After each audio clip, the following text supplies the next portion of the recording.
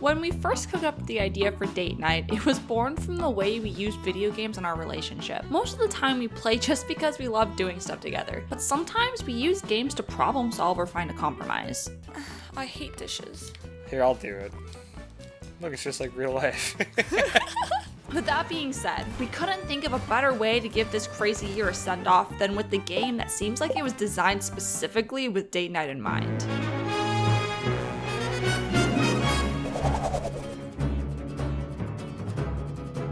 This is a game that's been on our list since before even our first video. When it won Game of the Year, we knew we absolutely had to give it the love and attention it deserved.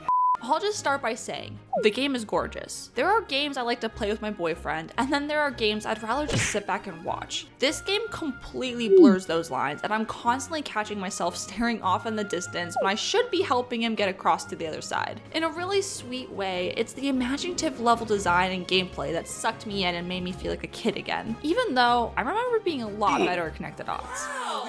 Wow, this is embarrassing. If you ask me to tell you what the hell you do in It Takes Two, I wouldn't even know where to begin. It feels like you're playing through a Pixar film. It's a game that isn't afraid to throw new mechanics at you unapologetically and then expect you to pick them up quick. It's a bit of a process to make me confident in one major game mechanic, let alone have me juggle 3. But it's not just that, because I've also got to learn the art of cooperation. Stay on its back. Just stay on its back. It's doable, but an added layer of stress gets painted on when I've got to perform on the fly as we slide towards a literal wall of wasps. There was definitely a little coaxing that had to happen to get this baby bird out of her nest. And if we're being honest, I'm still not sure if it's really flying. This is falling with style. One thing that I really loved was how this game lets us take turns doing the fun, cool shit. In a good chunk of the co-op games you play, my boyfriend takes the lead and I'm sort of just the hard carried, especially in puzzle games. Okay, don't touch that. I'll finally make the jump across some gap, and he'll have already worked out the next 3 puzzles afterwards. What's cool is that this game really does take 2, and we're both equally valuable. One minute, he's the star of the show, steering our plane through obstacles while I support him with suppressive fire. And then next thing you know, I'm going toe-to-toe with a rat straight out of Street Fighter. I never end up feeling like dead weight, and he even has to slow down a bit, which is a nice change of pace from our other strategy of just devouring games like a bag of sour cream chips. Yeah! I don't think we're hitting him. It Takes Two date night is reminiscent of some of our older date nights from when we first met. You know, the kind where we leave the house together. We go out and just sort of find something we weren't looking for. I'm thoroughly impressed with how often we both stumble into something that ends up being more and more fun the further you dig into it. Take this camera for instance. We sat in front of this thing for like half an hour and just kept finding more ways to play around with it. First, we were just snapping pictures of each other doing different poses, but then we figured out there was a timer and you can hang them on the wall, and wow, there's even different sets.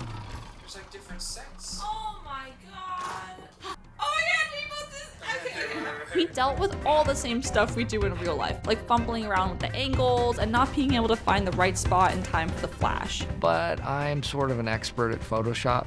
I just can't remember the last time a game handed us something so inconsequential, but at the same time, so entertaining. Another one of our favorite distractions are the challenges. We're both so competitive, so there's really no way we can pass up on these when we see that damn tambourine.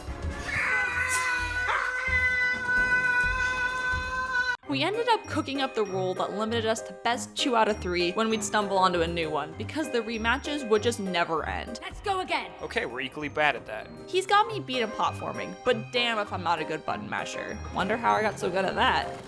It's safe to die again. The story of this game is equally ridiculous as it is touching.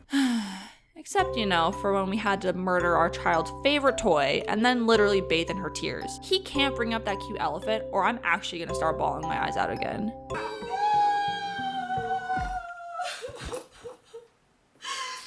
No amount of therapy will ever make this moment okay. Having played through It Takes Two, he's pretty much stuck with me now that he knows how our cat would feel if we ever went our separate ways. That might seem like a negative, but I dare him to find a cuter button masher.